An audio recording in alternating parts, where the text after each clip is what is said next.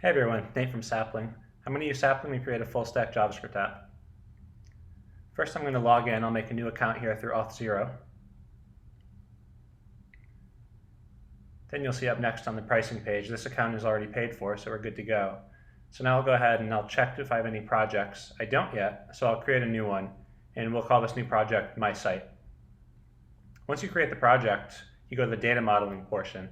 These data objects will be created automatically for you in your API when Sapling generates your code. Let's create a new object called blog posts, which will represent the database table in our generated code base. Once we add the object type, we can go down and we can start to customize the fields. ID and created come out of the box for you. And we can add all sorts of new text, number, various fields with different limitations based on their types. We can mark if they're required and give them default values as well. So we'll go ahead and add some more fields here.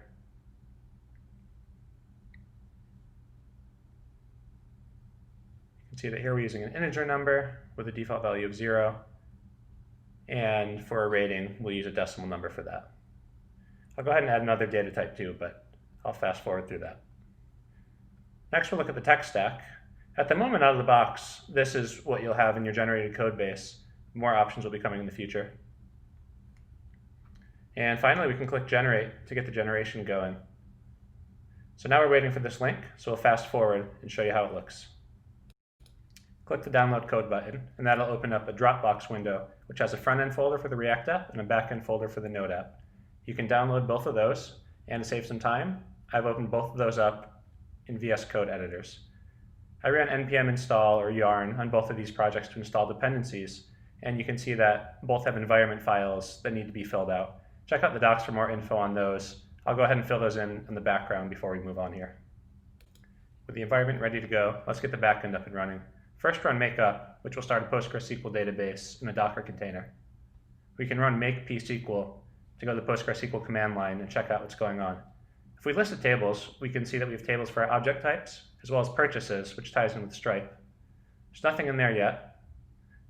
Let's go ahead and run npm rum dev, and that'll start our node server.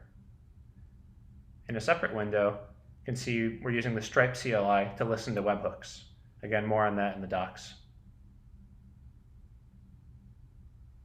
Our backend is listening on port 3001, and now we'll go over to the front-end React app and say npm start. This boots up, and we can go ahead and see that we have our splash page with My Site ready to go. We're already logged in through Auth0, which is built into your app for you. Let's click on this premium product on the pricing page, and that'll redirect us to the Stripe hosted checkout page. The email address is already filled in thanks to the Auth0 user information, so we can use the test credit card here to test out a transaction. Once we click pay, we'll be redirected back to our generated app.